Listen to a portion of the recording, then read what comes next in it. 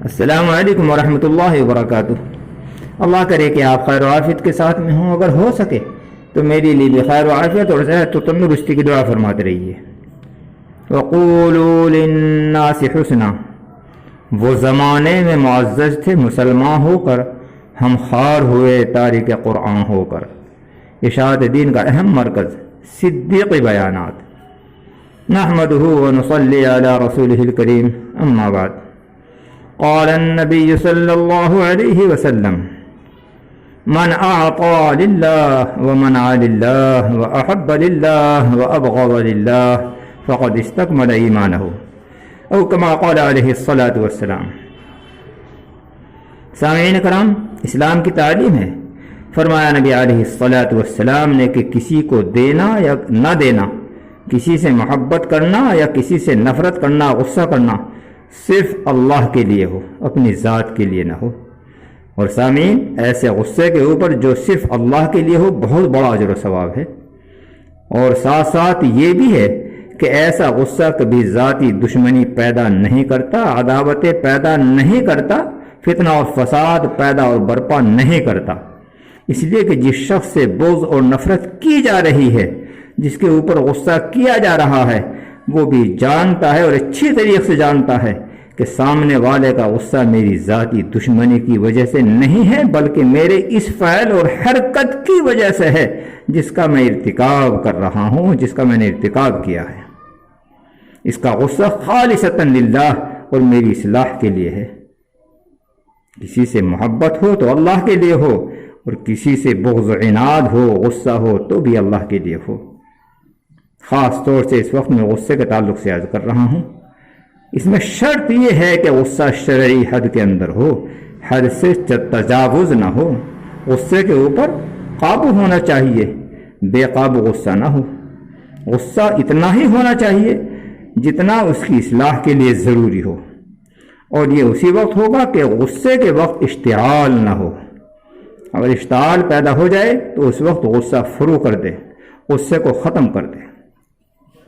مثال کے طور پر والدین کو اولاد پر، استاد کو شاگردوں پر، یا مصلح کو پیر کو مریدوں پر اگر غصہ آ جائے تو اشتعال کی حالت میں تنبیہ، سختی، مار پیٹ، ڈانٹ ڈپٹ نہ کرے، بلکہ جب اشتعال اور غصہ فرو ہو جائے، ختم ہو جائے، اس کے بعد بناوٹی سا غصہ کر کے ڈانٹ ڈپٹ کرے تاکہ حد سے تجاوز نہ ہو۔ اگر اشتعال کی حالت میں غصے پر عمل کرے گا تو بعض مرتبہ انتہائی خطرناک انجام ہو جاتا ہے۔ مثلا اولاد، شاگرد، مریدین اور ماتحت پر غصے میں حد سے تجاوز ہو جائے تو اس میں غور کرنے کی بات یہ ہے کہ جس کے اوپر غصہ کیا گیا ہے، اگر وہ ہم سے بڑا ہے یا برابر کا ہے، اور تجاوز میں اس کو جو ناگواری ہوئی ہے تو وہ یا تو ہم سے بدلہ لے لے گا یا کم از کم ہماری زیادتی کو ظاہر کر دے گا، اپنی ناگواری کو ظاہر کر دے گا اور اس کا تدارک ہو جائے گا۔ وہ معافی کی شکل میں ہو یا بدلے کی شکل میں ہو۔ لیکن اگر وہ چھوٹا ہے، ماتحت ہے، تو ہماری زیادتی کا وہ بدلہ نہیں لے سکتا اور نہ ہی اپنی ناگواری کو ظاہر کر سکتا ہے، اور ہم از خود اس کی دل شکنی اور ناگواری کو محسوس نہیں کر پاتے، تو ایسی حالت میں بدلہ دینے کا یا معافی مانگنے کا سوال ہی پیدا نہیں ہوتا۔ اور ساتھ ہی دوسری بات یہ بھی ہے، جیسا کہ حکیم الامت حضرت تھانوی رحمۃ اللہ علیہ فرماتے ہیں کہ ایسی حالت میں نابالغ کا معاملہ تو بہت ہی زیادہ سنگین ہے، اس لیے کہ اگر نابالغ بچہ معاف بھی کر دے، معافی کے الفاظ بھی کہہ دے تو بھی معاف نہیں ہوتا، اس لیے کہ نابالغ کی معافی اسلام میں معتبر نہیں ہے۔ غصہ اپنی ذات کے لیے ہو یا اللہ کے لیے، دونوں میں کیا فرق ہے؟ اسی کے تعلق سے سیدنا حضرت علی کرم اللہ وجہہ کے متعلق ایک عجیب واقعہ عرض کر رہا ہوں، غور سے سنیں۔ لیکن اس سے قبل یہ کہ اگر ابھی تک آپ نے میرے اس چینل صدیقی بیانات کو سبسکرائب نہیں کیا تو پہلی فرصت میں اس کو سبسکرائب کر لیں تاکہ میری حوصلہ افزائی ہو جائے اور آپ اس طرح سے میرے اس چینل صدیقی بیانات سے منسلک ہو جائیں، جوڑ جائیں۔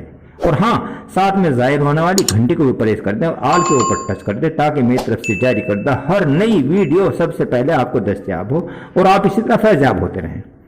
سنیے، ایک مرتبہ حضرت علی رضی اللہ تعالی عنہ کے سامنے ایک یہودی نے آقا دو جہاں خاتم النبیین محبوب رب العالمین رحمت للعالمین حضرت محمد مصطفیٰ صلی اللہ علیہ وسلم کی شان اقدس میں گستاخانہ کلمہ کہہ دیا۔ حضرت علی کرم اللہ وجہہ سے کہاں برداشت ہو سکتا تھا، جبکہ آج ہم کمزور ایمان والوں سے ہی برداشت نہیں ہوتا۔ نبی صلی اللہ علیہ وسلم کی شان میں اگر کوئی گستاخی ہمارے سامنے کر دے تو ہم فوراً مرنے مارنے کے لیے تیار ہو جاتے ہیں۔ سیدنا حضرت علی رضی اللہ عنہ نے اسی یہودی کو فوراً پکڑا اور اوپر اٹھا لیا اور زمین کے اوپر پٹاخ دیا اور اس کے سینے پر سوار ہو گئے۔ جب یہودی مردود نے دیکھ لیا، یقین کر لیا کہ میں زیر ہو چکا ہوں، اب علی پر میرا قابو بالکل نہیں چل سکتا، تو اس نے حضرت علی رضی اللہ عنہ کے منہ پر تھوک دیا۔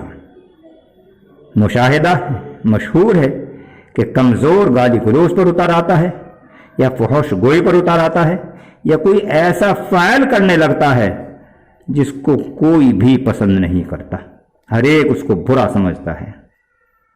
اسی کے اعتبار سے یہودی نے عمل کیا، لیکن عجیب بات یہ ہوئی کہ اس کے تھوکتے ہی حضرت علی رضی اللہ عنہ فوراً اس کے سینے سے الگ ہو گئے، اس کو چھوڑ دیا۔ موجودہ لوگوں نے انتہائی تعجب کیا اور حضرت علی سے عرض کیا کہ اس یہودی نے ڈبل گستاخی کی کہ پہلے محبوب رب العالمین علیہ الصلاۃ والسلام کی شان میں گستاخی کی اور پھر آپ کے منہ کے اوپر تھوک دیا، لیکن اس کے باوجود آپ نے اس کو چھوڑ دیا۔ سامعین، حضرت علی رضی اللہ عنہ نے کیا فرمایا، غور کے ساتھ میں سنیں۔ فرمایا کہ حقیقت یہ ہے کہ اس نے نبی علیہ الصلاۃ والسلام کی شان میں گستاخی کی اور مجھے اس کے اوپر غصہ آ گیا اور میں نے اس کی ٹھکائی کی اور اس کو مارنے کا ارادہ کر لیا اور میں اس کے اوپر غالب بھی آ گیا، اس لیے کہ میرا غصہ خالصتاً للہ اور محبوب رب العالمین صلی اللہ علیہ وسلم کی محبت میں تھا۔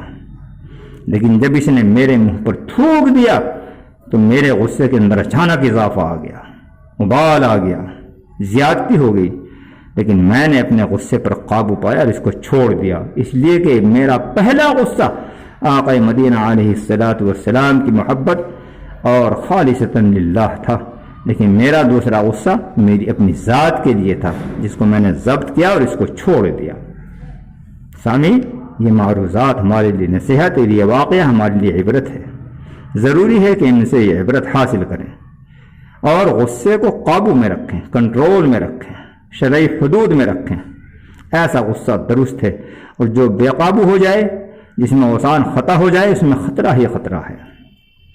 یا اللہ ہمیں بہرحال شرعی دائرے میں رہنے کی توفیق عطا فرما، آمین یا رب العالمین۔ آمین۔ اس ویڈیو کو بنیت ثواب جاریہ اپنے متعلقین کے ساتھ میں ضرور شیئر کریں، اور اگر ویڈیو پسند آئی ہے تو عزلو انصاف اس ویڈیو کو لائک کر دیں۔ جزاکم اللہ، وآخر دعوانا الحمدللہ رب العالمین۔